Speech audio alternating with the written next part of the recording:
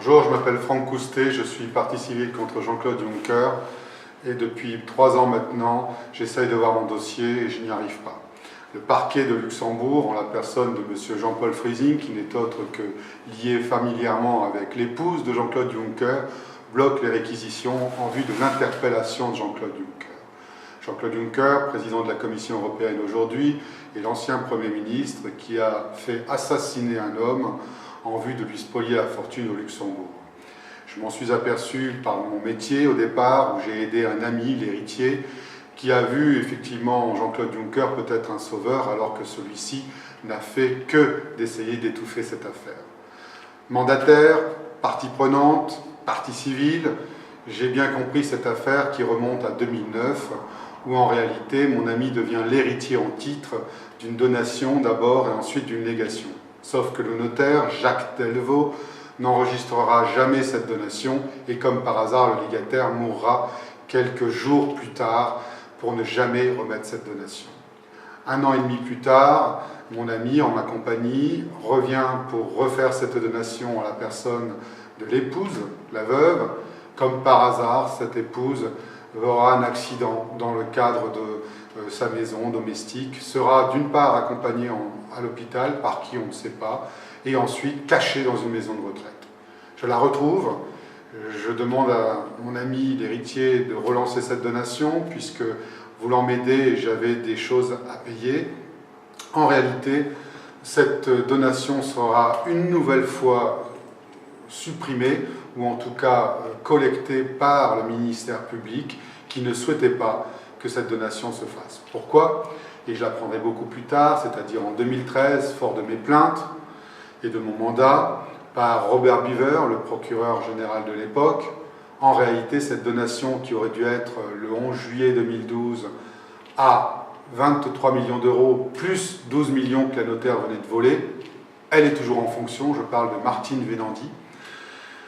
Cette donation n'aurait pas dû être de 37 millions d'euros, mais de 105 millions d'euros, soit 70 millions d'euros qui ont été détournés bien avant 2012, et c'est la raison majeure. Alors, qui sont-ils, ces escrocs criminels?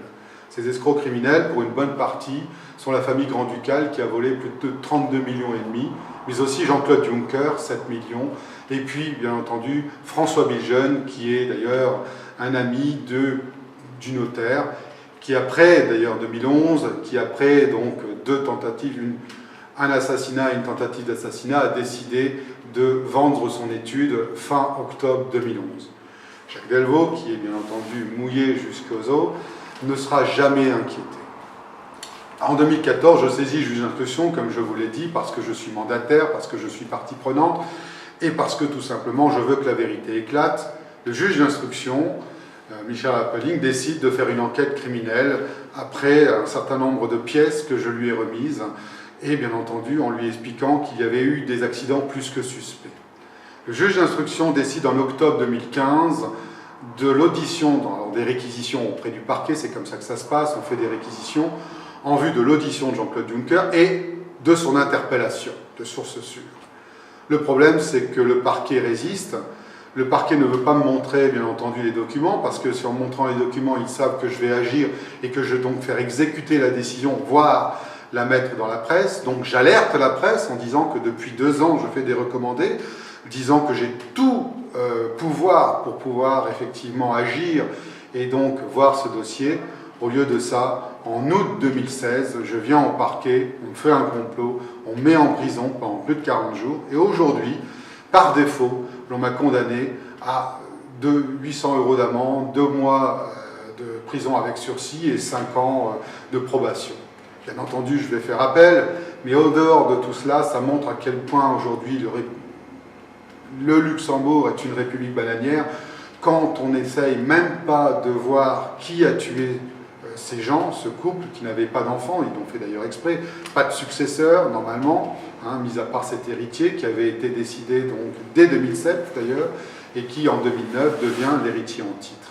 Ce qui est scandaleux dans cette affaire, c'est non seulement les médias qui ne réagissent pas, c'est le fait qu'on ait un gros escroc criminel à la tête de l'Union européenne, dont tous les politiques, eurodéputés et un certain nombre de journalistes sont au courant et ne réagissent pas. Cela m'a valu beaucoup de problèmes, c'est-à-dire des actes criminels à mon tour, à répétition.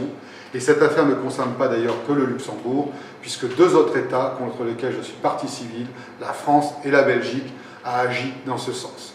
Je souhaite aujourd'hui que la vérité éclate, que Jean-Claude Juncker soit arrêté, non pas pour la spoliation qu'il a faite de 70 millions dans un premier temps, mais tout simplement pour assassinat.